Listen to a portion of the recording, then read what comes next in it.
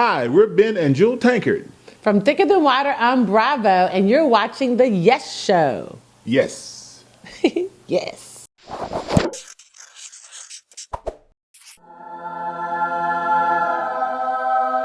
All right, family creed. Now, you guys said it. You said it best. You said that the family is your wealth. And I agree with that wholeheartedly because I was looking at it and I'm like, Lord, do they really want all these kids in their home? And then you were thinking about the empty nest about to happen. So why is family so important at the end of the day? Why? Well, divorce happens, and we are a blended family.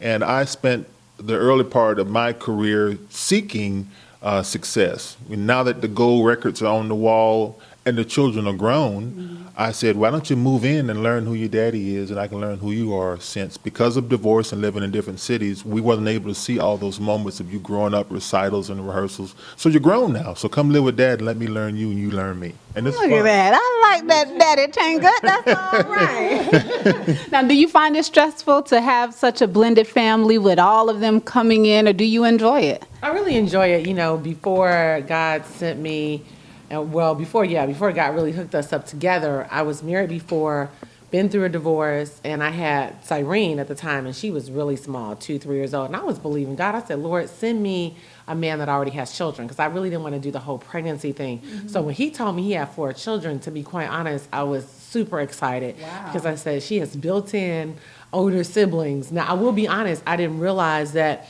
I was going to come into the challenges that we've come into with blending it together, but it's so rewarding, and we are close, and we really do love each other. But it definitely was a test. You know what I mean? There were lots of tests. There'd be times I'd be on their nerves, they'd be on my nerves. You know what I mean? We'd be working it out together. But I think that even in the blended family, it's not that much difference between the blended family and the traditional family. Like my sisters, we have the same mom and dad. But so a lot of the issues are the same. It's not so different. But I like to say this: the heart of a husband is in the hand of his wife. And she can massage that heart and she can maneuver it whichever way.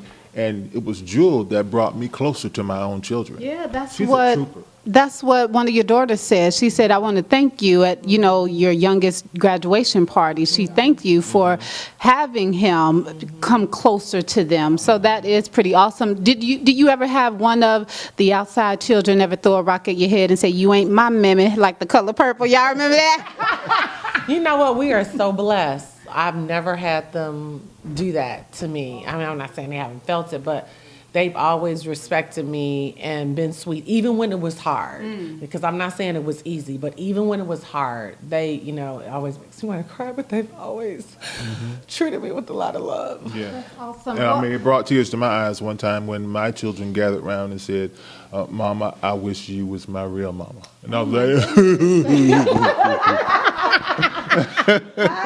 Well, let me ask you, because there are so many blended families out there, right, you guys? You meet someone, you have children. What is the advice, the one solid advice that you could give for the new blended families coming together? eliminate the word step. Yeah, get rid of step. Get rid of stepchildren and commit to communicate, hopefully before you get married, because we communicated that we weren't going to do stepchildren. So I think that really helped us with a lot of that. And then, he would challenge me in certain areas. I would challenge him. And I think we just really wanted to work together. We wanted to make it work, even when it wasn't easy. We didn't come in with any preconceived notions on parenting. We said, hey, we got these juveniles. We got to come up with a whole new set of rules. Because back in my day, my grandma would throw the quickest thing, the closest thing to you, as long as you live in my house, eat my food, you can do what I say, Right. and I'll hit you upside the head with that. Now you go to jail for whooping children. Yeah. But, in her day, everything was talking, and I'm like, I'm not interested in conversation. I'm interested in quiet, so we had to come up with a whole new regiment. And so I would say throw out whatever you thought you knew when you come together and come up with a whole new rules. Yeah, and do not talk about the ex. That was a mistake we made the first several years. How your crazy mama doing when they come over? Right. Yeah, and so we repented, to God for that and to them, and we just stopped it. But for the first several years, we were so angry about different things that we would just be running our mouth. And And that's sometimes the just- children would pull you into it because they would come over and say, "Daddy, you want to know what my crazy mama did?" And you'd be like, "Yeah, what did your crazy mama do?" Right. But really, when you say it, they internalize it like you're calling them crazy. So if they say something negative, you should listen to them, but you shouldn't agree. You should stay neutral because they internalize what you say as you speaking to them as well.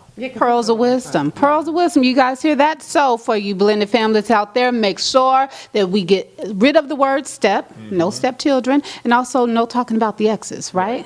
All right. So